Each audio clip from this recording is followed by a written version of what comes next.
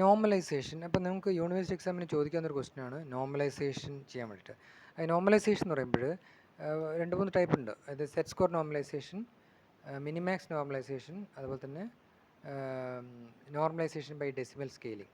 അപ്പോൾ അതിൽ നമ്മൾ ഫസ്റ്റ് സെറ്റ് സ്കോർ നോർമലൈസേഷൻ, ഇതൊരു നോർമലൈസേഷനാണ്. ശരിക്കും ആക്ച്വലി നോർമലൈസേഷൻ എന്ന് പറയുമ്പോൾ എന്താണെന്ന് വെച്ച് കഴിഞ്ഞാൽ transforming the data to fall within a common or small range, ഒരു കോമൺ സ്മോൾ റേഞ്ച് എന്നാണ് പറയുന്നത്. Smaller or a common range. ഉദാഹരണമായിട്ട് നമുക്കിപ്പം വാല്യൂസ് പല റേഞ്ചിലായിരിക്കും. ഉദാഹരണമായിട്ട് 100ൻ്റെ ഇടയ്ക്ക്, 100ൻ്റെ റേഞ്ചിലായിരിക്കും, ചില 1000 റേഞ്ചിലായിരിക്കും, ചില 100s of 1000s റേഞ്ചിലൊക്കെ ആയിരിക്കും. അപ്പം നോർമലൈസ് ചെയ്യുക എന്ന് പറയുമ്പോൾ ഉദാഹരണമായിട്ട് -1ൻ്റെയും 1 എല്ലാ ഡാറ്റ ഐറ്റത്തിനെയും -1ൻ്റെയും 1ൻ്റെ ഇടയ്ക്ക് മാറ്റുക, എല്ലാ ഐറ്റത്തിനെയും 0ൻ്റെയും 1ൻ്റെ ഇടയ്ക്ക് മാറ്റുക. പല ഐറ്റംസും പല റേഞ്ചിലായിരിക്കും ഉണ്ടാവും.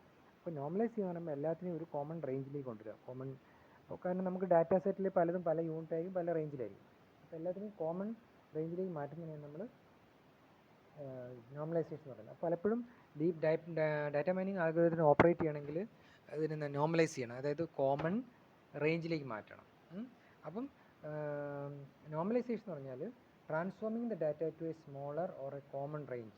ഉദാഹരണമായിട്ട് പല ഹയർ ലെവലിലൊക്കെയുള്ള ഡാറ്റ നമ്മൾ -1ൻ്റെയും 1ൻ്റെ ഇടയ്ക്ക് മാറ്റുക, അതിലേക്ക് കൺവേർട്ട് ചെയ്യുക, അല്ലെങ്കിൽ 0ൻ്റെയും 1ൻ്റെയും കൺവേർട്ട് ചെയ്യുക, ആ റേഞ്ചിലേക്ക് കൺവേർട്ട് ചെയ്യുക.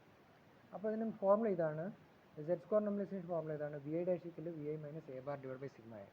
വേർ A ബാർ എന്ന് പറഞ്ഞാൽ ആ ഡാറ്റ സെറ്റിൻ്റെ മീനാണ്. സിഗ്മ എന്ന് പറഞ്ഞാൽ സ്റ്റാൻഡേർഡ് ഡീവിയേഷനാണ്. അപ്പോൾ നമ്മൾ എന്ത് ചെയ്യണമെന്ന് വെച്ച് കഴിഞ്ഞാൽ ഈ സെറ്റ് സ്കോർ നോർമലൈസേഷൻ യൂസ് ചെയ്യണമെങ്കിൽ ഫസ്റ്റ് നമ്മൾ എന്ത് ചെയ്യണം, നമുക്ക് തന്നിരിക്കും ഒരു സീക്വൻസ് ഓഫ് ഡാറ്റ ഐറ്റം നമുക്ക് തരും. ആ ഡാറ്റ ഐറ്റത്തിൻ്റെ മീനും കണ്ടുപിടിക്കുക, അതിൻ്റെ സ്റ്റാൻഡേർഡ് ഡീവിയേഷൻ കണ്ടുപിടിക്കുക. എന്നിട്ട് നമ്മൾ അതിലൊരു പെർട്ടിക്കുലർ വാല്യൂവിൻ്റെ സെറ്റ് സ്കോർ നോർമലൈസ്ഡ് വാല്യൂന് കിട്ടേണ്ട എന്താ ഫോർമുല അപ്ലൈ ചെയ്യേണ്ടത്, VI ഡാഷ് = അതായത് ith ഐറ്റത്തിന് നോർമലൈസ്ഡ് വാല്യൂ എന്ന് പറഞ്ഞാൽ എന്താണ്, VI ഡാഷ് = VI അതിൻ്റെ ഇപ്പോഴത്തെ value minus A bar divide by sigma A എന്നാണ്.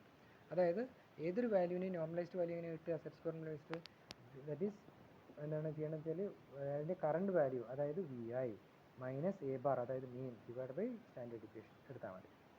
അപ്പോൾ നമുക്കൊരു ഡാറ്റ സെറ്റ് തന്നാൽ അതിൻ്റെ മീനും സ്റ്റാൻഡേർഡ് ഡീവിയേഷൻ കണ്ടുപിടിക്കുക.